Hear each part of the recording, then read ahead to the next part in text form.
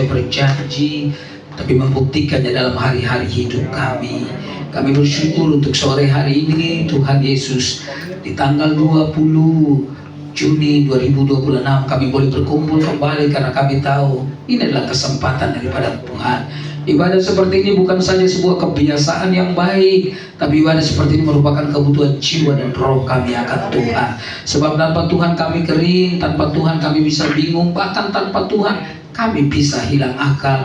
Kami bersama dengan Tuhan walaupun ada air mata, ada pergumulan, ada kekuatan, ada penyertaan, ada jalan keluar yang Tuhan beri kepada kami. Sehingga kalau kami boleh ada sebagaimana kami ada, kami tahu ini semata-mata karena kesempatan dan pertolongan dari Tuhan semata. Kami sudah memuliakan nama-Mu, sudah mendengarkan kesaksian-kesaksian yang kami tahu juga memuliakan nama-Mu. Nanti bahasanya kami mau dengar firman-Mu.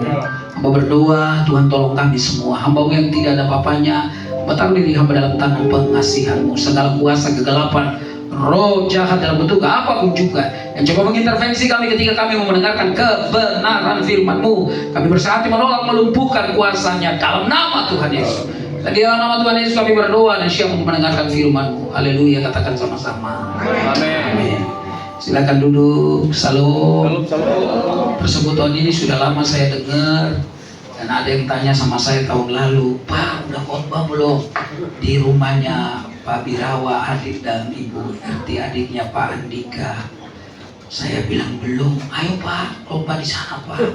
Saya bilang saya bukan hamba Tuhan yang suka menyodor-medorkan diri, karena saya hamba Tuhan desa. Sudah, jadi saudara, saya pikir waktu Tuhan itu waktu yang baik. Amen. Tanggal 15 Februari saya diminta khotbah di ulang tahun sahabat saya Yopi Hatu dan Talita Dodo. Kami dari muda-muda di Tanjung Priuk dulu, saudara, sama-sama. Jadi minta ketemu dengan ibu dan bapak, dan ibu minta nomor telepon saya. Saya pikir mau minta nomor rekening sekalian, padahal belum waktu itu. Saudara-saudara yang terkasih, dan ibu kemudian minta hari ini. Tadinya mau pindah ke tanggal 27 ya ibu. Untung hari ini juga, karena tanggal 26 saya mesti KKR di Solo, di anak-anak muda jalanan di Solo. Jadi waktu Tuhan adalah waktu yang terbaik.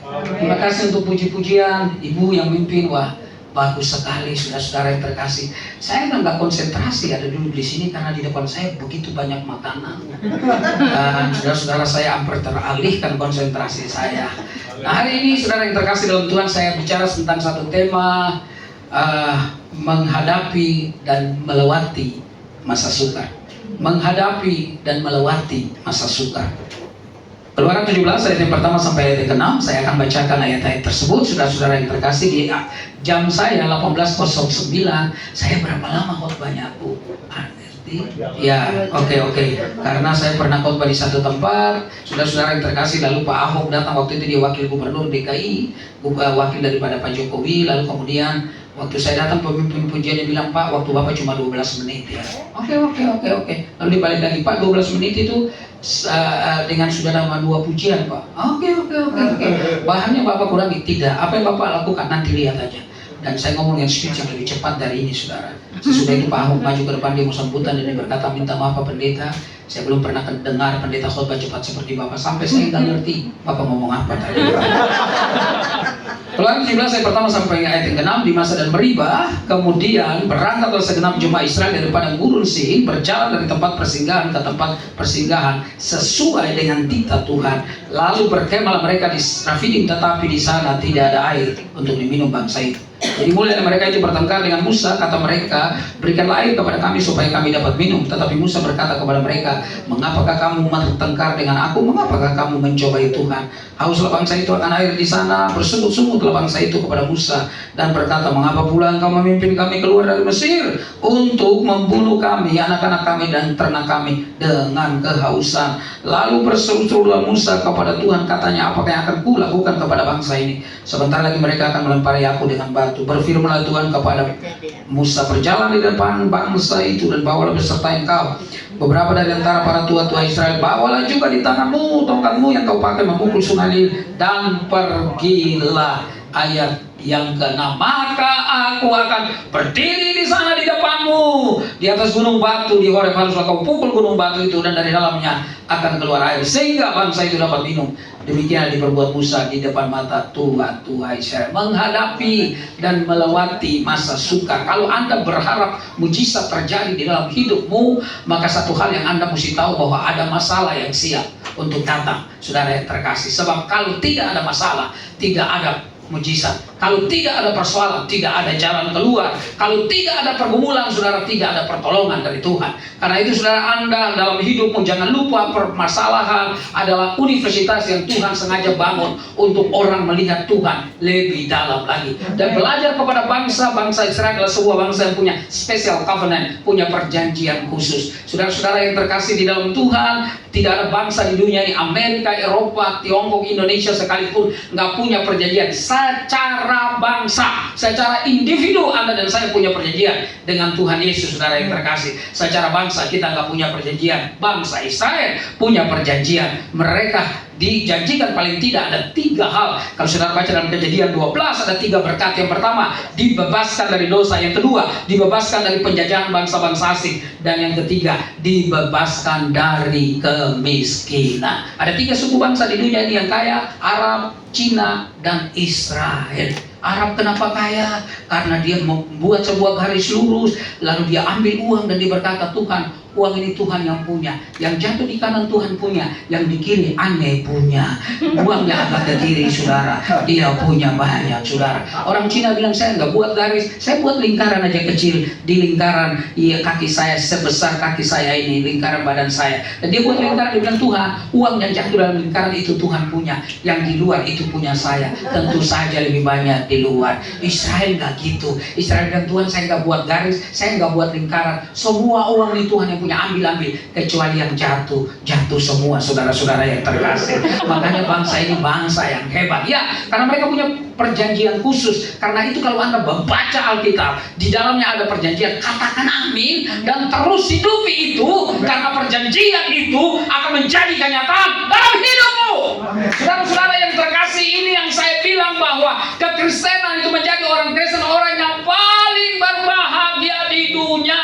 Ada persoalan, iya, jadi Kristen pun ada persoalan, tapi ada jalan keluar yang Tuhan kasih. Mari kita bahas satu persatu, saudara-saudara yang terkasih. Yang pertama, kenapa saudara Anda bisa menghadapi dan melewati akan masa sukar? Ingat, Tuhan pernah tolong kita. Sebuah peristiwa sederhana dan tidak sederhana juga sebenarnya, peristiwa di Laut Teberau itu. Oh, itu peristiwa yang luar biasa. Kita tahu Musa, fase hidupnya, saudara-saudara yang terkasih, ada 3 fase. Fase yang pertama 0 sampai 40, dia menjadi anak angkat putri Firaun. Luar biasa, saudara, dia lebih hebat dari anak muda yang lain, belajar tentang manajemen, belajar tentang kepemimpinan. Kalau dia naik mobil, saudara-saudara yang terkasih, pasti mobil tulisannya Yerusalem 1, saudara. Karena dia Mesir 1, saudara. Karena dia anak angkat putri Firaun. Dia naik kuda gagah satu ketika, saudara-saudara yang terkasih di dalam Tuhan. Wah, luar biasa. Satu kali ada kontes putri Indonesia. Dan saudara-saudara yang terkasih dalam Tuhan, mereka keliling dari seluruh Indonesia, provinsi Indonesia, dari Jawa Tengah. Dia pakai, saudara, baju putih, saudara yang terkasih, sepatu putih, ada pakai macam topi putih, saudara yang terkasih. Dia naik di stage-nya pakai kuda putih. Wah, wartawan terkesan. Wartawan tanya, Anda kok serba putih? Saya penggemarnya Pangeran Diponegoro, kata dia. Loh, bukankah Pangeran Diponegoro sudah meninggal? Kapan meninggalnya? 1830. Oh, tadi sesudah maghrib, ya. Saudara-saudara yang terkasih di dalam Tuhan, kita adalah orang-orang yang pintar, bukan sekedar penampilan, saudara yang terkasih. Karena Tuhan suka dengan orang-orang pintar. Tuhan kata mistarjet itu, saudara, hamartia itu, meleset dari sasaran itu. Kalau Tuhan kasih kita nilai 9, kita dapat 8, itu dosa. Jadi semua orang harus maksimal. Karena itu semua orang yang ada di sini, semua bisa jadi Allah Tuhan. Tidak ada orang yang tidak bisa menjadi Allah Tuhan. Saudara yang terkasih, bagiannya beda-beda, tapi semua orang Tuhan bisa pakai menjadi Allah Tuhan. Wow, Bapak Ibu, kalau Anda tahu ini, Anda bukan orang pengangguran. Anda adalah orang yang Tuhan mau pakai, saudara yang terkasih. Kalau Anda lihat, saya kan tidak terlalu menarik. Pak Wirawan kalau berdiri di samping saya, pasti yang Anda foto beliau terus, nggak saya, saudara-saudara. Atau kalau Anda foto, pernah loh saya Pak Johan Lumendo ulang tahun lalu undang kami makan sama-sama dengan beberapa pendeta, rata-rata pendeta. Lalu saudara-saudara, saya diminta sama anaknya, om nanti doa pembukaan ya, mau ibadah sebelum makan. Oke. Jadi saya jalan ke depan. Waktu saya jalan ke depan, Gideon Gideon coba kita lihat, Pak Henry. Lalu ada satu orang bilang, foto ya. Kita foto bertiga. Begitu foto selesai, dia bilang, sekarang Pak Henry minggir dulu. Saya mau sama Pak Gideon aja. Aduh, kasar sekali saudara yang terkasih. Harusnya foto bertiga, nanti saya diedit gitu kan. Itu kan lebih halus saudara. Tapi muka begini nggak menarik. Justru muka nggak menarik ini saudara. Hampir 50 tahun di Jakarta, tidak pernah ditodong, tidak pernah dicopet. Penodong yang dicopet bikin satu guru satu ilmu dilarang saling. Terkasih, saya bangga loh menjadi anak Tuhan. Saya bangga menjadi utusan Tuhan. We are the ambassador of Christ, saudara yang terkasih. Semua kita adalah utusan. Kalau khotbah pakai bahasa Inggris itu mantap, saudara yang terkasih. Betul. Teman saya tinggal di Perth di Australia Barat sudah 30 tahun. Dia datang di Jakarta khotbah kan biasalah orang dari sana pakai bahasa Inggris. Waktu dia mau pulang dikasih amplop satu. Sudah di taksi ditambah lagi satu. Saya pikir kalau pakai bahasa Inggris berarti amplopnya bisa lebih dari saya. Khotbah di mana-mana cuma satu aja. Karena itu balik bahasa Indonesia lebih oke. Orang Inggris mau ngomong panjang-panjang, kita Indonesia singkat aja. Orang Inggris berkata pardon me, orang Indonesia cuma bilang orang Inggris berkata I think it will be better if you don't see each other again. Lalu orang Indonesia cuma bilang lu gue tepuk tangan untuk Indonesia, saudara. Nah begini di foto dikasih ke Pak Prabowo. Ayo Pak, orang ini mantap ini, pendeta ini, cinta bangsa ini luar biasa. Saudara yang terkasih, jangan yang lain-lain, saudara. Kasihan beliau udah pusing mikir negara ini. Tapi saudara, mari kita kembali lagi, saudara. Ingat, kita berau. Jadi Musa kemudian 40 sampai 40 tahun dia di Mesir, 40 sampai 80 tahun saudara dia di pengasingan. Lalu kemudian saudara-saudara yang terkasih dalam Tuhan, 80 sampai 120 tahun dia kembali lagi 80, lalu kemudian memimpin bangsa Israel.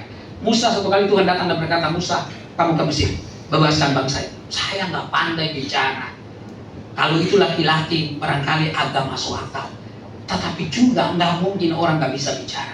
Semua orang dikasih lidah itu untuk bicara, saudara. Jadi nggak mungkin, apalagi ibu-ibu.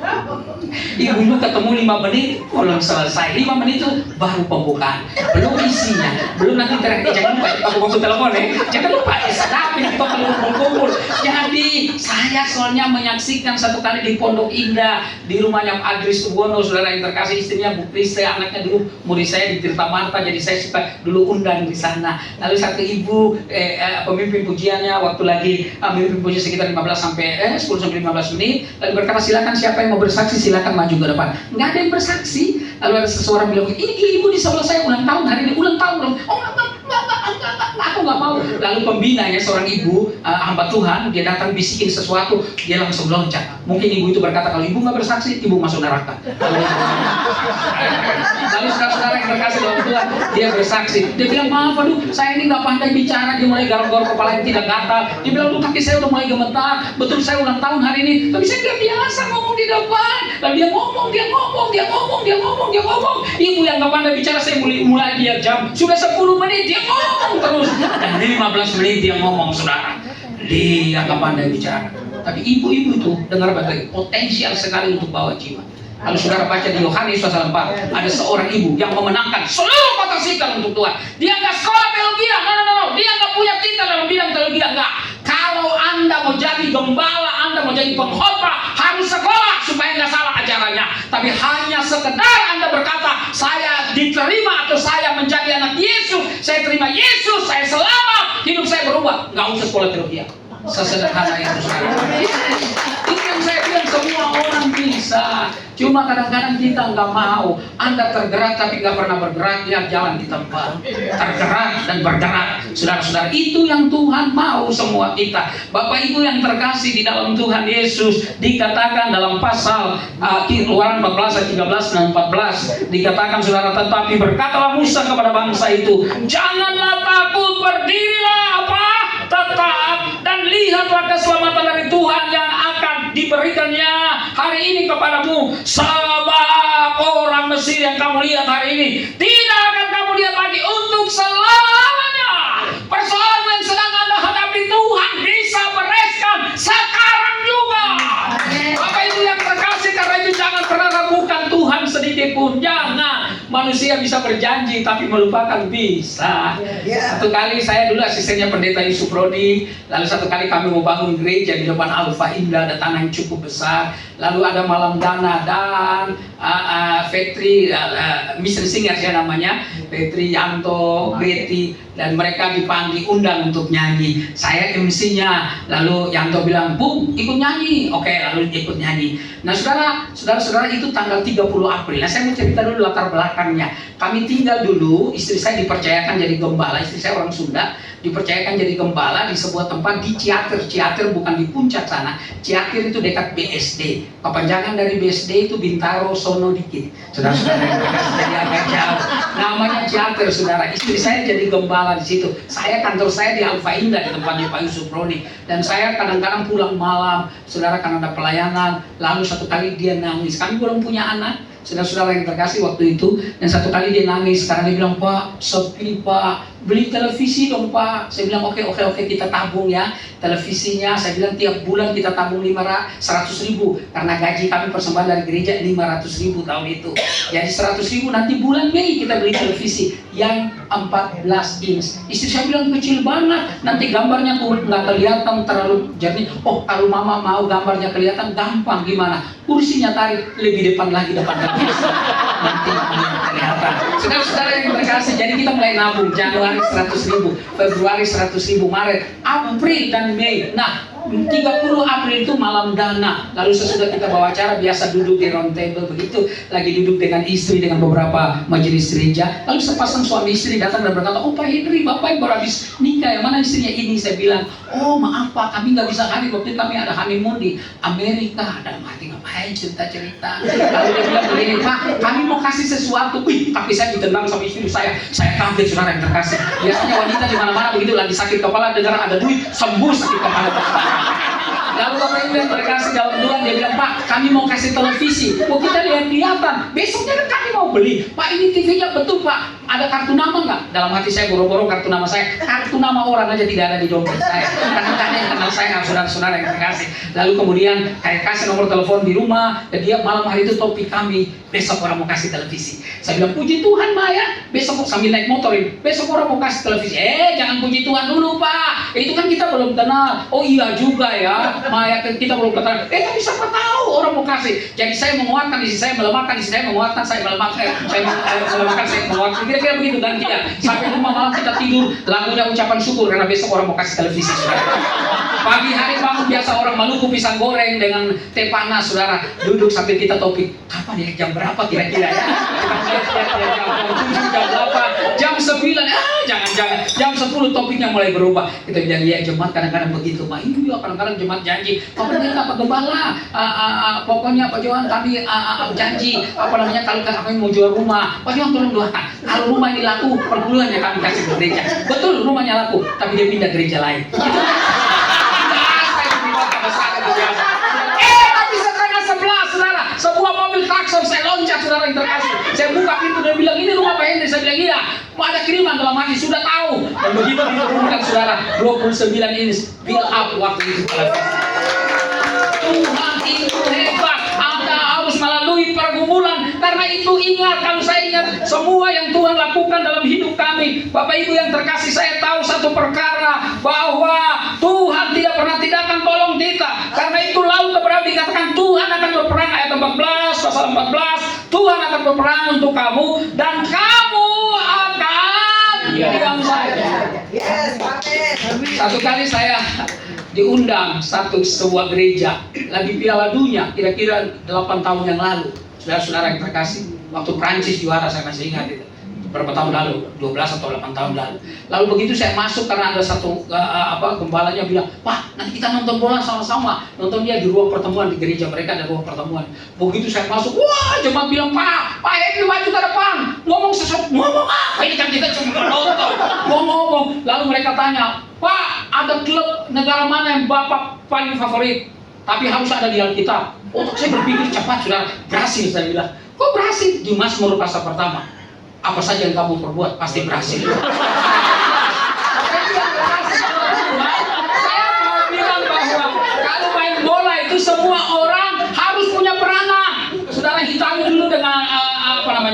negatif, sepak bola negatif. Dia ada di depan gawang 9 orang sehingga susah ditembus. Lalu Belanda memperkenalkan total football. Saudara-saudara yang terkasih, bola ini semua pemain belakang bisa jadi depan bisa belakang. Begitu saudara, dan hebat. Tapi semua orang harus punya peran. Baca ayat ini. Bangsa Israel berperang, diam aja. Allah yang berperang. Amin. Amin. Jangan anggap enteng dengan anak-anak Tuhan. Amin. Kesaksian dari kakak ipar saya, saudara yang terkasih, ini udah lama saya nggak ketemu beliau ini karena keliling kemana-mana ke Amerika. Sekali-sekali jangan Henry Salaparan diundang.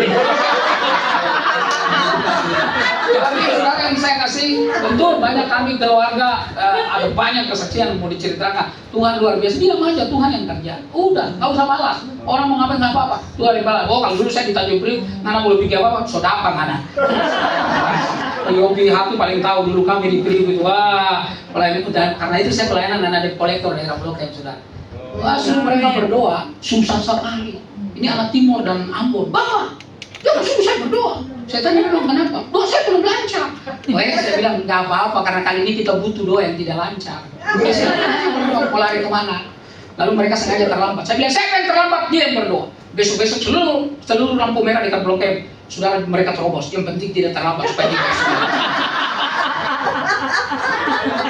Anda tahu mereka doa, Bapak kami beda dengan kita doa. Dan jangan bawa kami ke dalam pencobaan, tetapi lepaskan kami dari yang jahat. Itu kan ada kata-kata dalam doa. Mereka pernah doa begini. Dan jangan bawa kami ke dalam pencobaan sebab kami bisa datang sendiri ke sana. Tapi Bapak Ibu tahu, 3 tahun kemudian 3 orang jadi hamba Tuhan. Keren, Yesus. Makanya saya ditawarin saudara-saudara yang terkasih, kalau iming-iming uang, saya nggak mau pelayanan seperti itu. Saya pernah ditawar seorang pengusaha di Pluit, Pak, pakai mobil apa? Ganti Pak, saya kasih mobil tinggal di sini. Nanti yang penting Bapak jadi pelayanan sama-sama saya. Saya bilang saya nggak mau Pak. Kenapa nggak mau? Bapak belum kenal saya belum kenal Bapak. Pelayanan saudara yang terkasih jangan karena itu. Saya berdoa kita setiap pelayanan bukan karena hal-hal lain. Sekali Yesus, selamanya Yesus. Iya dong, benar nih. Ada orang yang main handphone lama, nggak pernah baca Alkitab. Awas nih. Boleh, tapi jangan kelamaan. Saudara yang terkasih, boleh santai, tapi jangan kelamaan. Iblis nggak santai, saudara. Iblis selalu menunggu waktu yang baik. Baca Lukas 4. Dia nunggu waktu yang baik. Saudara-saudara yang terkasih, diam saja. Lalu dikatakan dalam Keluaran 14 ayat 30 dan 31. Demikian pada hari itu Tuhan menyelamatkan orang Israel dari tangan orang Mesir, dan orang Israel melihat orang Mesir itu terhampar di pantai laut. Ketika dilihat orang Israel betapa besarnya perbuatan dilakukannya Tuhan terhadap orang Mesir, maka takutlah bangsa itu kepada Tuhan, dan mereka percaya kepada Tuhan dan kepada Musa hambanya. Tuhan pernah tolong. Kalau Anda lihat saya jalan, kan tidak terlalu normal. Saya 5 tahun lalu, 6 tahun ya Mai, 6 tahun yang lalu saya diserang stroke. Saya pelayanan di desa di Kalimantan 10 hari, tiap hari khotbah 10 kali, tiap hari makan babi. Saya nggak lihat Bapak Ibu ya.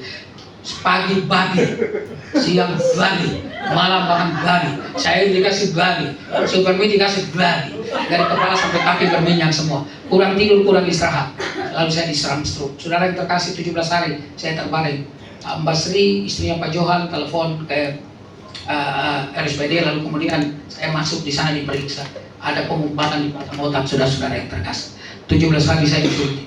Untuk puji Tuhan, Dokter Sulis, Brigjen Sulis berkata kepada saya, Pak Pendeta, Bapak itu mengalami mujizat. Harusnya sakit seperti Bapak. Kalau lihat kasusnya, harusnya Bapak koma.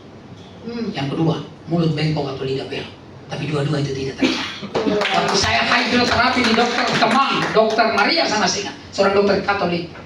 Waktu itu saya pakai masker, dia bilang, Pak, buka masker. Sesudah dia lihat rekam medis saya. Lalu dia berkata, Pak, mulut Bapak nggak bengkok. Coba Bapak bicara. Oh, lidah Bapak nggak bengkok. Bapak kerja apa? Saya bilang, saya pendeta. Pantas Pak Pendeta. Pantas apa Bu Dokter? Saya tanya sama dia. Sebab pendeta itu suka banyak ngomong, jadi lidahnya elastis. Ngomong terus ya. Ngomong tentang dia, Yesus. Karena segala sesuatu akan binasa. Saya selalu berkata, kita ini cuma Allah. Kita bukan tujuan orang datang ke gereja, bukan. Kita ini cuma alam. Siapapun Anda, nggak ada pendeta besar, nggak ada pendeta kecil. Semua kita adalah hamba-hambanya yang Tuhan mau pakai. Karena kita cuma alam. Hidup kita harus memuliakan Alkitab itu baik, tapi harus diikuti dengan karakter yang terpuji, yaitu karakter Kristus. Supaya di mana-mana kalau orang ketemu kita, orang pengen ketemu lagi. Ataukah kita lagi kumpul, orang lagi kumpul, kita datanglah orang bilang bubar, si Rese sudah datang.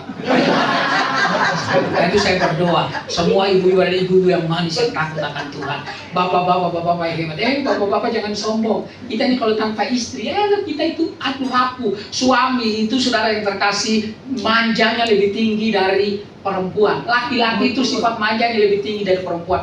Perempuan itu, saudara yang terkasih, dia lagi sakit-sakit kepala, dia bisa melakukan 5 hal sekaligus dalam waktu yang bersamaan.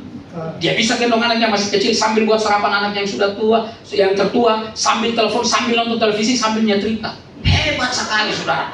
Waktu dia setrika, handphone di samping, handphone bunyi, bukan handphone diangkat, setrika yang diangkat. Bapak Ibu yang terkasih dalam Tuhan, lalu dia ke dokter. Dokter tanya, kenapa Bu? Teman saya itu, saya lagi gosok, dia telepon, bukan handphone yang saya angkat tapi setrika. Hati-hati, kata dokter, kalau setrika jangan taruh handphone di samping setrika, bahaya. Ya dokter, saya janji gak akan lagi. Dan dokter kasih obat. Begitu mau pulang, dokter tanya, kenapa telinga kiri Ibu angus juga? Si goblok itu telepon lagi, saya angkat lagi kepala setrika saya. Saudara yang terkasih, tapi lagi hebat perempuan, dia bisa. Tapi laki-laki baru panas sedikit, saya setengah makan baru puskesmas, pusing-pusing, saya masuk angin. Itu udah tempat tidur lalu, boh, suaranya digetarkan, boh, ada air panas tuh, kenapa Papa mau disiram? Ya, laki-laki tanpa wanita itu kita parah. Saya pernah khotbah di Tanah Abang 70 orang, janda semua. Belum pernah khotbah di 7 orang duda, belum pernah. Itu berarti daya tahan ibu-ibu lebih hebat dari laki-laki. Saudara yang terkasih di dalam Tuhan Yesus, jadi ternyata dalam hidup kita Tuhan pernah tolong kita. Saya baru pulang dari Jambi, saya tadi tanya Pak Jo, beliau dari GPD, saya diundang di GPD terbesar di Jambi untuk KKR di sana di bulan April. Saudara-saudara yang terkasih, tanggal 3 itu KKR Jumat Agung, tanggal 5 ada seminar, lalu tanggal 4 ada seminar, lalu tanggal 5 ada KKR Pasca.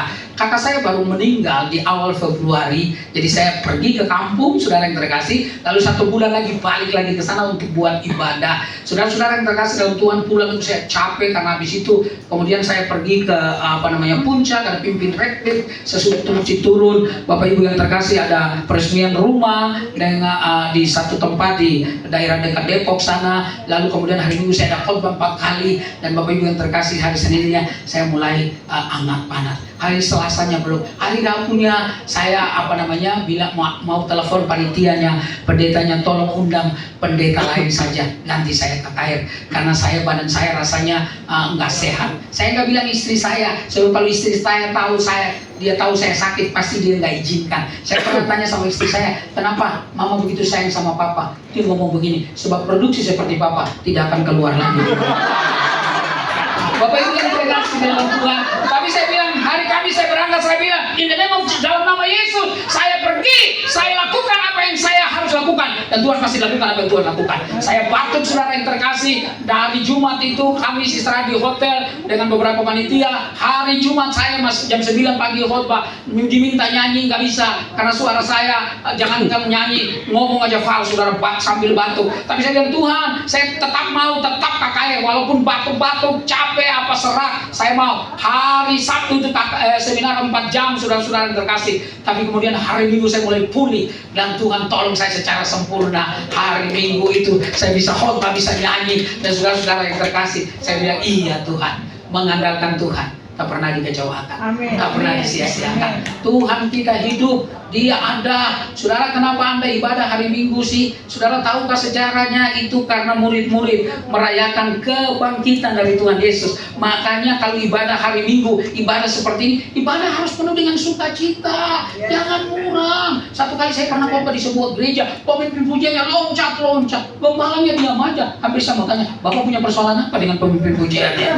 Saudara, harusnya kita dukung dong orang yang bersaksi apa saja di depannya, kita dukung. Yes, sebab semua itu menyaksikan akan kebaikan Tuhan, kehebatan Tuhan dalam hidup kita. Saudara, ingat Tuhan pernah tolong kita. Lalu kemudian yang berikutnya, ingat Tuhan sedang tolong kita.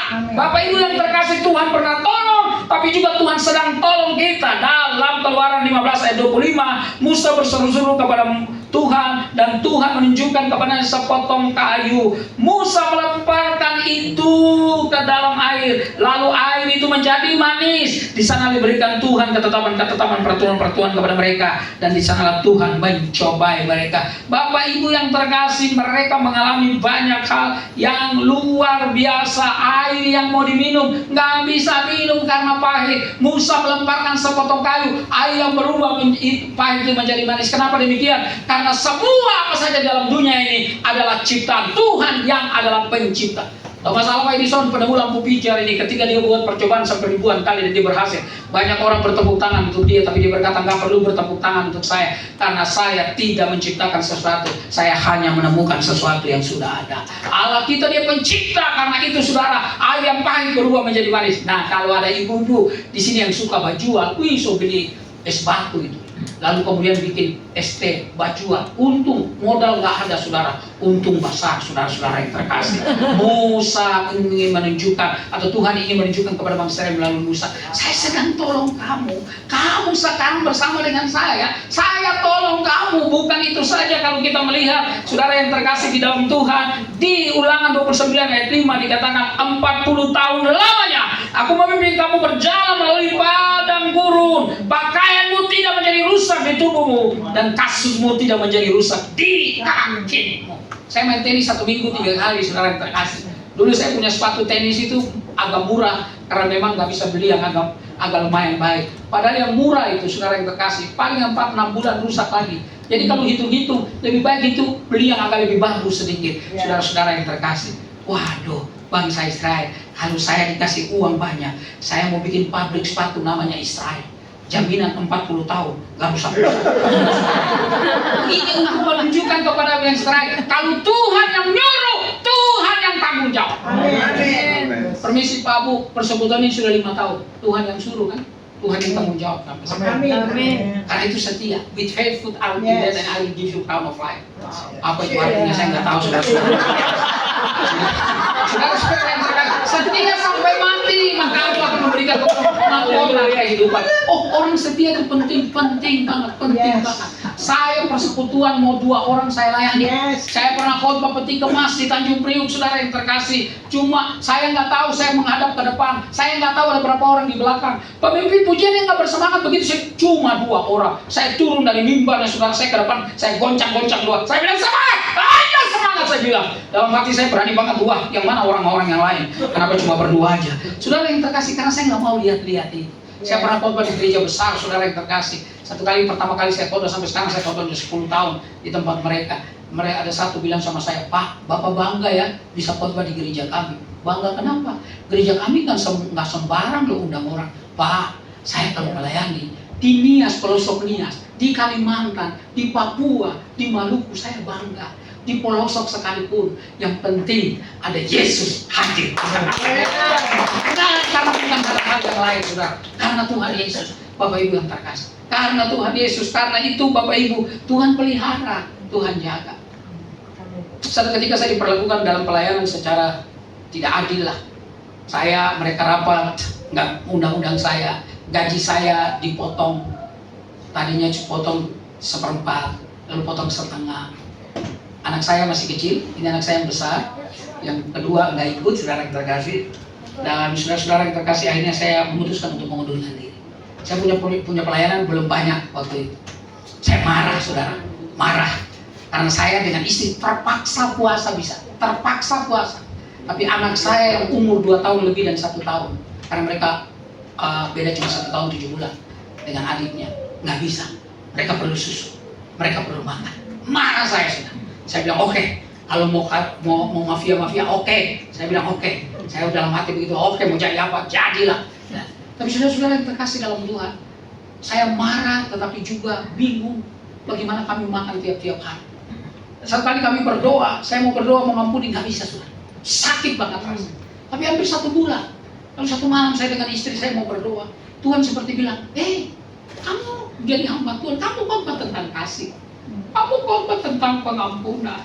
Di mana yang kamu khotbah itu? Tunjukkan loh, kamu ampuni dong orang itu. Saya tahu kamu nggak salah, tapi kamu harus ampuni.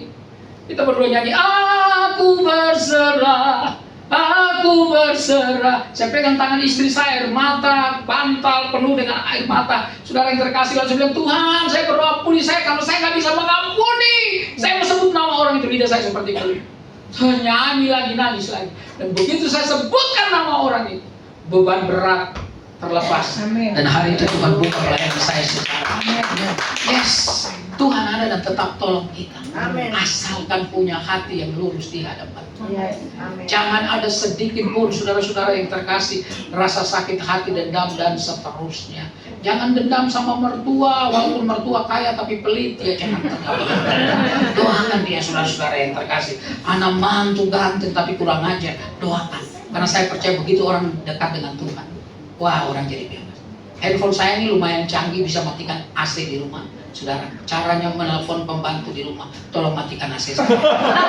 Jangan terlalu kabur saudara-saudara yang terkasih.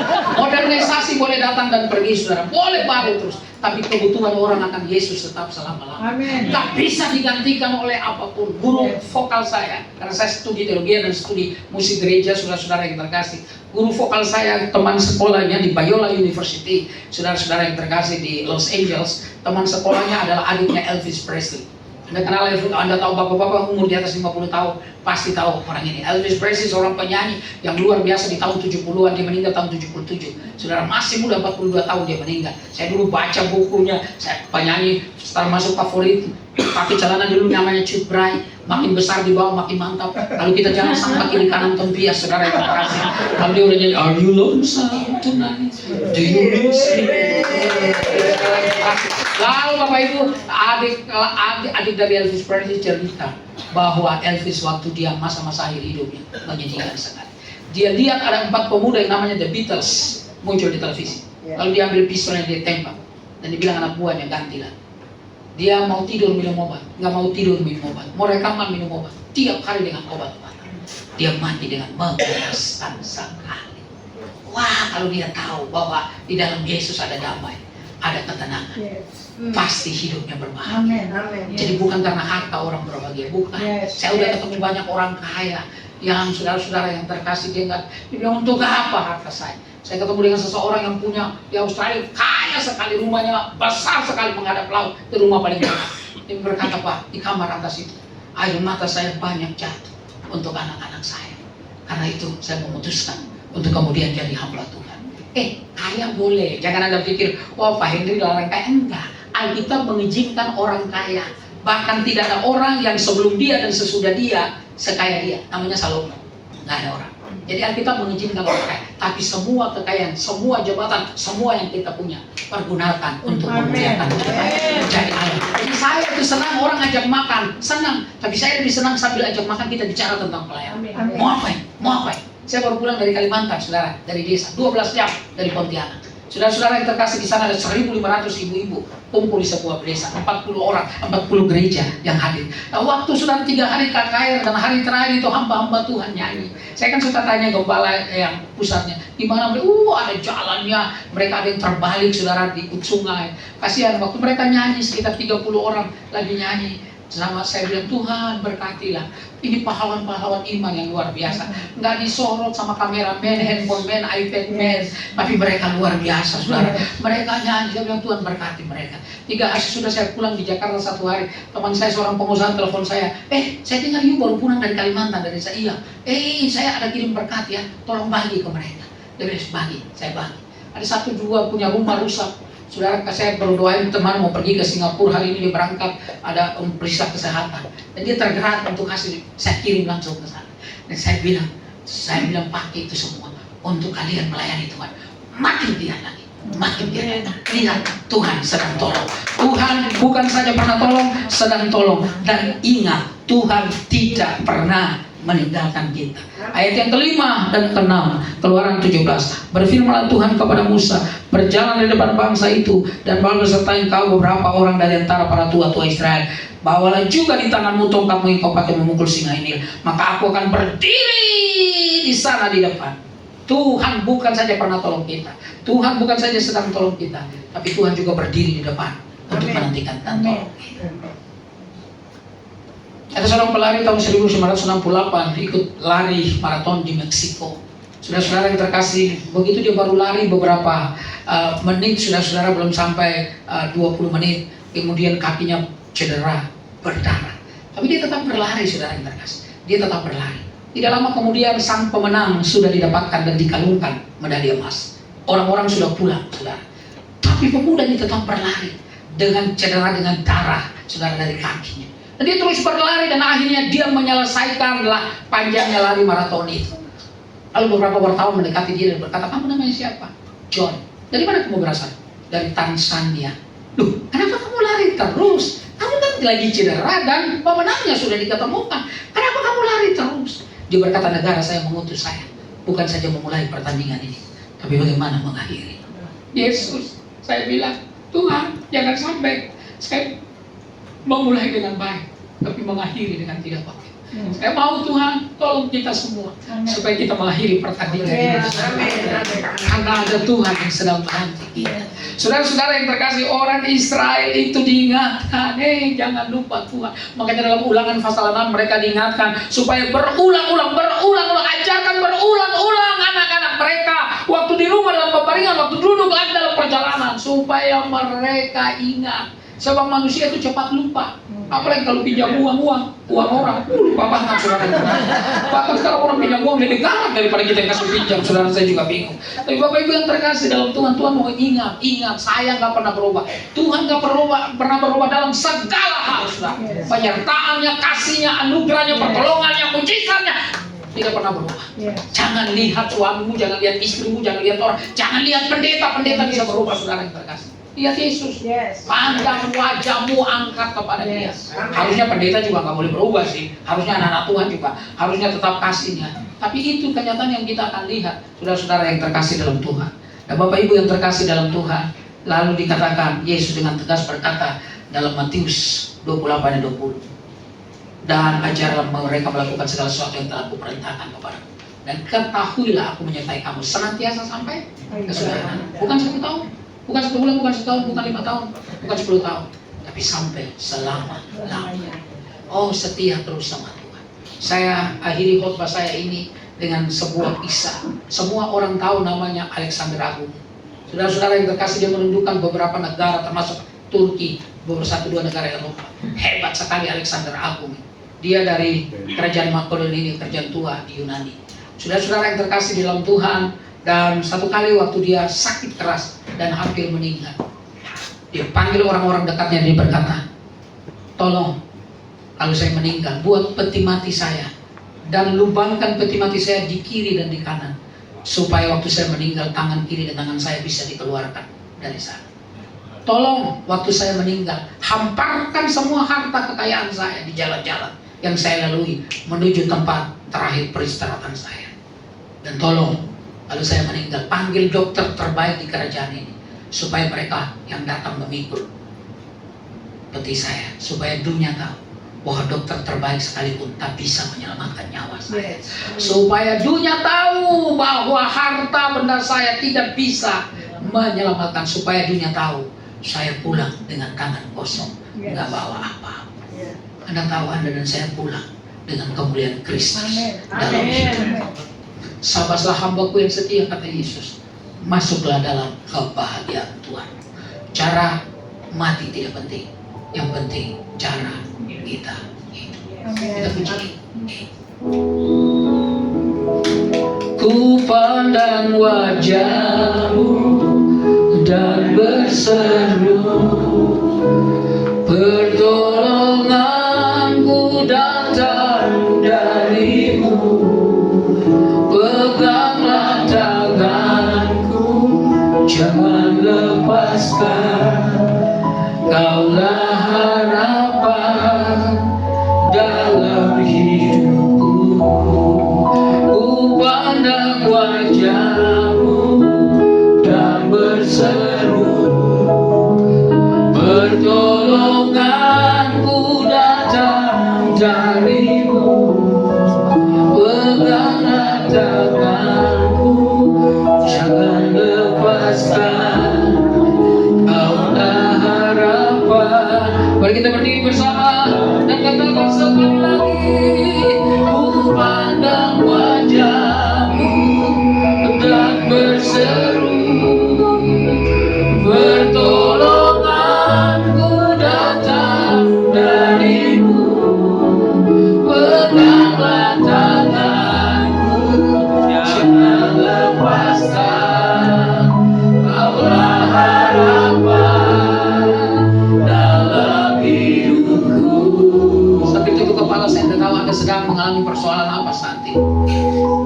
kita semua pernah ditolong oleh Tuhan.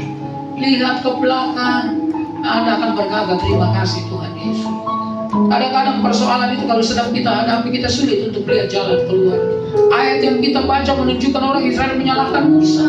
Tapi Musa dia datang kepada Tuhan berseru-seru, dia berteriak kepada Tuhan. Dan Tuhan tidak pernah tinggal dia. Hari ini datang kepada Tuhan dengan kesungguhan. Semua orang Tuhan sudah selamatkan, dan semua orang Tuhan kasih akan hati yang penuh dengan keyakinan. Kita punya Tuhan yang sama. Mari kita datang kepada Tuhan dan berkata, Tuhan, saya tahu Tuhan lebih bisa tolong saya dari sekedar dokter dan lain sebagainya bisa tolong saya. Engkau dokter di atas segala dokter. Berikan aku kekuatan untuk aku menghadapi segala masalah. Sebab Tuhan sedang menolong saya saat ini. Kalau saya bisa berdiri di hadapan Allah, saya divonis oleh dokter secara medis. Kalau saya bisa berdiri, bisa pergi kemana-mana untuk pelayanan, saya tahu Tuhan bisa melakukan hal yang sama kepada Anda. Sebab semua kita Tuhan mau jadikan alat di dalam tangannya. Tuhan selalu pakai manusia. Dia selamatkan satu manusia untuk menyelamatkan yang lain, dan terus demikian. Dan Tuhan mau kita merupakan barisan panjang Allah dalam pelayanan yang begitu luas di tengah-tengah dunia. Haleluya. Oh, glory bagi nama-Mu Tuhan Yesus. Tak pernah Tuhan tinggalkan kami sendirian. Tangan kasih-Mu terus bagi kami. Haleluya, haleluya. Kami bangga memiliki Engkau, Yesus Tuhan, Raja di atas segala raja. Mujizat-Mu masih berlaku. Tak pernah Tuhan ingkari janji-Mu. Haleluya, haleluya. Terima kasih.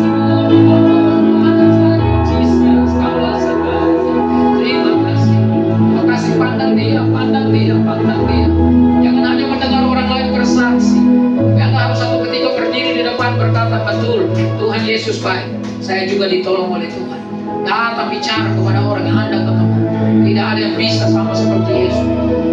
Terima kasih Tuhan Yesus. Hamba berdoa dalam nama Bapa dan Roh Kudus untuk semua bapak-bapak, ibu-ibu yang sedang mengalami persoalan apa saja, persoalan secara fisik, secara psikis, saudara, hamba berdoa secara mental, apa saja, ekonomi, dalam nama Yesus Tuhan Yesus. Engkau mau kami menikmati kebahagiaan, bukan saja di surga nanti, tapi di dalam dunia ini. Kalau ada persoalan yang tangan, justru di sana kami akan melihat tangan Tuhan yang luar biasa.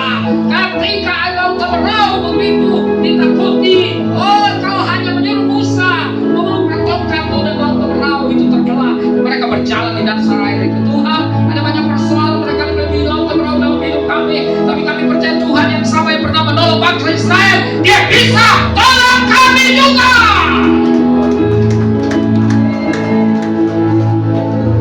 Jangan pernah kami diragukan oleh apa saja. Ekonomi tidak bisa menolong kami secara sempurna. Kaum intelektual juga demikian. Politikus juga tidak. Sosiolog juga tidak. Tapi Yesus menolong kami secara sempurna. Itu kami berdoa, kami lebih mempercayai Yesus di atas segala kami. Yang lain itu cuma pelengkap, yang lain itu cuma media, bahkan cuma berita. Tapi Yesus, Dia mencintai kami. Bukan saja kata-kata, tapi Dia mati bagi kami. Dia hidup bagi kami. Dia bangkit, Dia naik ke surga. Dan satu ketika Dia akan jemput kami, bertemu muka dengan muka, memuji Dia selama-lamanya. Dan kami berdoa untuk persekutuan ini dalam nama Bapa dan Roh Kudus, dalam nama Tuhan Yesus. Jadikan persekutuan ini alat yang dahsyat di dalam tangan-Mu. Setiap orang yang datang ke sini pulang dengan dibarui. Setiap orang datang ke sini pulang dengan kekuatan. Setiap orang datang ke sini menjadi corong Tuhan. Kemana saja mereka pergi, mereka menyatakan akan nama Tuhan. Terima kasih, terima kasih, terima kasih, terima kasih Tuhan. Berkati dan tolong kami semua, supaya hidup kami adalah hidup yang berkenan kepada-Mu. Ini doa kami, ini permohonan kami. Kami sampaikan hanya dalam satu nama, Yesus Kristus Tuhan kami. Haleluya. Katakan sama-sama. Amin. Silakan dulu.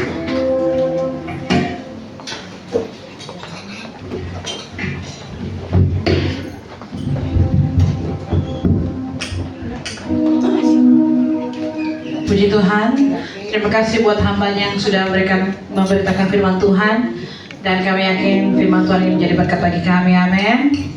Sekarang kita akan berikan persembahan, sebelumnya kita akan berdoa. Terima kasih banyak Tuhan Yesus buat firman-Mu.